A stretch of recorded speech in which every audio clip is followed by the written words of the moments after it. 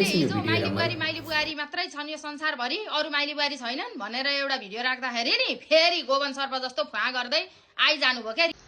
होइन ए दुर्गा बहिनी, तिमीलाई मैले सुझाव मागेको छु, तिम्रो सुझावको मलाई खाँचो छ? मलाई सुझाव चाहिएको बेला त तिमी सुझाव दिन आइनौ त, सल्लाह सुझाव दिन बुइनी आइनौ त। कताको बुइनी, कसको बुइनी? मेरो बुइनी त एउटा मात्रै छिन्। अनि अर्को कुरा, बार बार मेरो नाम नजपी तिमीलाई खाएको पत्तैन? तपाईँको बारेमा बोल्नै नपाइने, तपाईँको नामै लिनै नपाइने हो भने जेठी बुहारी पछिकालाई के भन्नु हामीले? माइली बुहारी भन्नै नपाइने रहेछ त। पछाकि पत्तैन? लाज लाग्यो अरे तिम्रो मजाक बनाएर, मेरो मजाक बनाएर तिमीलाई लाज लाग्छ? तिम्रो बोलेको टोनले तो दिन्छ? अहिले तपाईँ कति कमेन्ट गर्दा पनि रिप्लाई दिनुहुन्न थियो नि, तर अहिले यति नाकामा झिङ्गो बस्नु हुँदैन, आइहाल्नुहुन्छ रिप्लाई दिन। किन दिदी? यो घमण्डले हो कि अहङ्कारले हो? कताको बुइनी, कसको बुइनी? मेरो बुइनी त एउटा मात्रै छिन्। अनि अर्को कुरा, बार बार मेरो नाम नजपी तिमीलाई खाएको पत्तैन? तपाईँसँग जे छ त्यो मसँग पनि छ, सबै छ। यहाँ रिस घमण्ड कसैले कसैको गरेको होइन क्या, तर सामाजिक सञ्जालमा एक्टिभ भइसकेपछि नि, यो सामाजिक सञ्जाल भनेको मनोरञ्जनको एउटा माध्यम हो क्या, त्यसलाई आधार बनाएर बोल्न मन लाग्छ। तपाईँ आफै सम्झिनुहोस्, 2.5 करोड नेपाली छन् होला, तपाईँसँग मेरो ग्रह मिलेर, मेरो अब ग्रहै मिलेको हो होइन, खपर त फुटेको होइन। किन हजुरकै नाम लिएँ होला त मैले? हजुरलाई लाग्दो होला मैले अहिले अलिकति गरी खान थालेको छु, यसलाई डार लाग्यो रिस लाग्यो होइन दिदी, होइन। तपाईँ त्यो कुरो सोच्दै हुनुहुन्छ भने नि तपाईँ भ्रममा हुनुहुन्छ। तपाईँको प्रगति देख्दा नि तपाईँको आफन्त जति खुसी छन् त्यति नै खुसी हामी छौँ क्या। सबै महिला दिदी बहिनीहरू घर चुलो चौको, छोरा छोरी, बुढो सासू ससुरा रिजाएर बस्नुपर्छ भन्ने छैन, सबैले गरी खानुपर्छ। यदि सबैले गरी खाने हो भने घर परिवारमा पनि नि धेरै राम्रो हुन्छ क्या।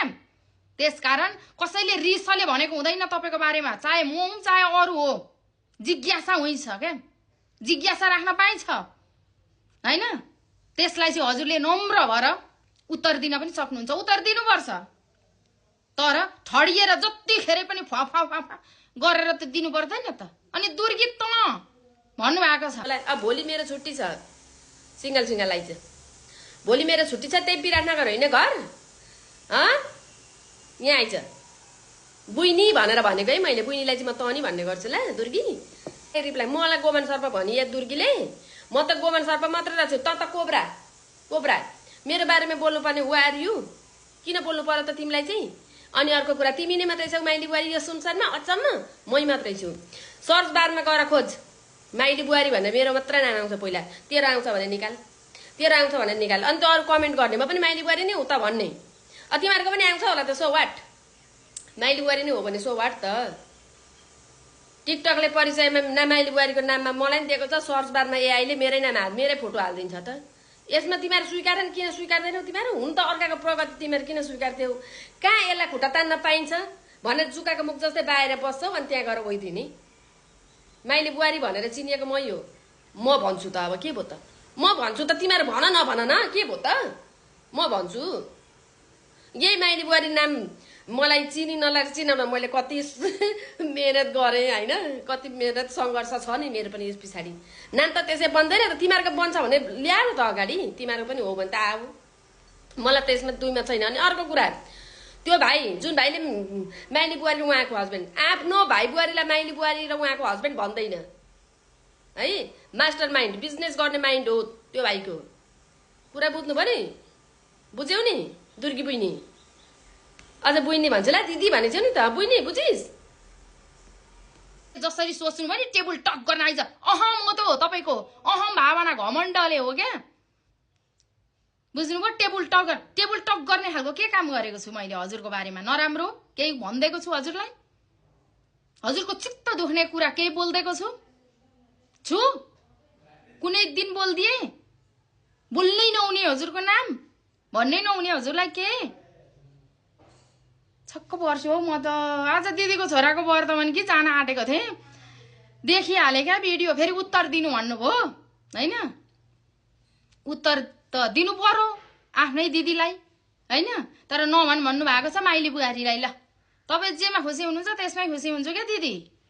अलिक यो ठडिएर फुवा गर्न चाहिँ छोडिदिनुहोस्। अरे फुवा गर्दै नआउनु नि, फुर्सद छ मेरो छुट्टी छ भन्नुभएको छ, छुट्टीको सदुपयोग गर्नुहोस् है। म पनि त उनी माइली बुहारी भन्ने कमेन्ट गरेका छन्। सो वाट त मैले के गर्नु त, बोल न त तिमीहरू पनि। म पनि माइली बुहारी नै हो त, हामी त कहाँ आउन आँटेका थियौँ र त्यहाँ त भने बोल्दा भइगयो त। के भयो, त्यही भाइलाई फाइदा भयो, त्यही रेस्टुरेन्टलाई फाइदा भयो त, अरूलाई के टाउको दुखाइ। विज्ञापन गरेको केही छ बोल्नुपर्ने, अरू केही छ भन्नुपर्ने।